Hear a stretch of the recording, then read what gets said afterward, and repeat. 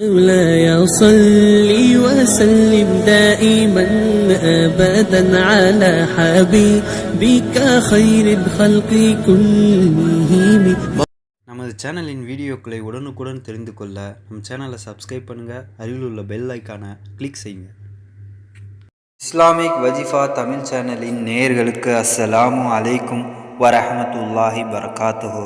இன்று நாம் காண இருக்கும் தலைப்பானது பூகம்பம் எதனால் ஏற்படுகிறது, அதற்கு என்ன காரணம் என்பதை ஹதீஸின் வாயிலாக காண்போம். ஹஜ்ரத் அபூ ஹுரைரா ரலியல்லாஹு தஆலா அன்ஹு அவர்கள் அறிவிக்கிறார்கள், எவர் ஒருவர் பொது சொத்தை தம் சொந்த பொருளை போல் ஆக்கிக் கொள்வார்களோ அப்பொழுது பூகம்பம் ஏற்படும் என்றும், அமானிதத்தை தம் பங்குக்கு கிடைத்த பொருளாக ஆக்கிக் கொள்வதும், ஜக்காத்தை கொடுக்க மாட்டார்கள், கொடுப்பது அவர்களுக்கு சிரமமாக இருக்கும் என்றும், மார்க்க கல்வியை உலக லாபத்திற்காக கற்பார்கள், பதவிக்காகவும் பொருளுக்காகவும் கற்பார்கள் என்றும், கணவன் மனைவிக்கு கட்டுப்பட்டு நடப்பான், தாயை வேதனைப்படுத்துவான், நண்பனை அனைத்து விஷயங்களிலும் நெருக்கமாக்கி கொண்டு பெற்ற தந்தையை தூரமாக்கி விடுவான், பள்ளிவாசலில் உலகப் பேச்சுகள் அதிகமாகிவிடும், பாவச்செயலில் ஈடுபட்டவன் அச்சமூகத்தின் தலைவனாவான், இளநிலையானவன் முக்கியமானவனாக கருதப்படுவான்.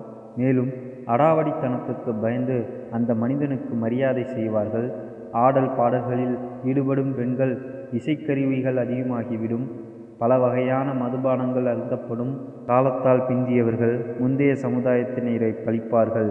இந்த நிலைகள் ஏற்பட்டால் அனல் காற்றையும் பூமி அதிர்ச்சியையும் பூகம்பத்தையும் மனிதன் உருமாற்றப்படுவதையும் வானத்திலிருந்து கற்கள் எறியப்படுவதையும் எதிர்பாருங்கள் என்று கூறப்பட்டுள்ளது.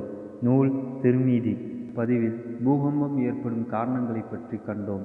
வல்ல ரஹ்மான் நம் அனைவரையும் பூகம்பத்தினால் ஏற்படும் தீங்குகளை விட்டும் பாதுகாப்பானாக. ஆமீன்.